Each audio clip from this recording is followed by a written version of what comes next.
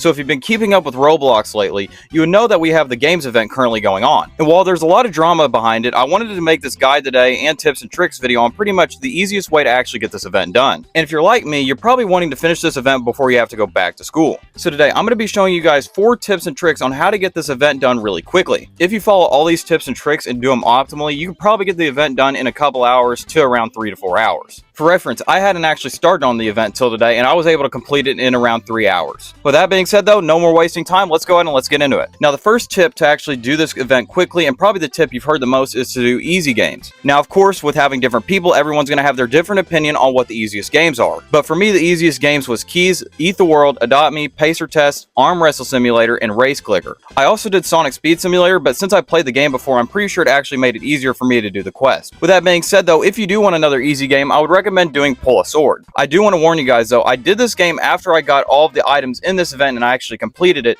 and this game probably took around an hour. It's really easy and it's really fun, but it's super grindy. And there you have tip 1, and just by following tip 1, you can get the event done so much quicker than just by doing random games. With that being said though, if you want to do the event more optimally, let's go ahead and let's move on to tip 2. Now to everyone, this is probably going to be obvious, but don't complete every game. There's a lot of these games that you'll recognize that you can actually get the shines in the quest easily. So for example, there were actually 2 games that I only went in and got the shines for and didn't do the quest. And those games would be Dress to Impress and Survive the Killer. To be honest with you guys, Dress to Impress's quests are actually really easy, but I just didn't do them at the time because I didn't really want to. Survive the Killer, on the other hand, quests are actually pretty hard to do. So unless you're wanting to 100% the whole event, I would not recommend doing Survive the Killer's quest. On the other hand, one game that I did the quest for and not the shines for would be Arsenal. Now depending on your skill in Arsenal, this quest can actually be easier for you or harder. For me, I only did the first 2 quests and I found them really easy and really fun. With that being said though, that's all for tip 2, so let's go on and move on to tip 3. Now for tip 3, this also may be another obvious tip, but also don't do RNG games or just hard games in general. Some games out there like Horrific Housing, you have to have really good RNG for to actually complete the quest really quickly. It's better to stick with games like Adopt Me where the quests don't involve RNG. I would also not recommend doing hard games like Survive the Killer, even though I recommend getting the shines in there, and it does have RNG in it, but the RNG luckily isn't too bad.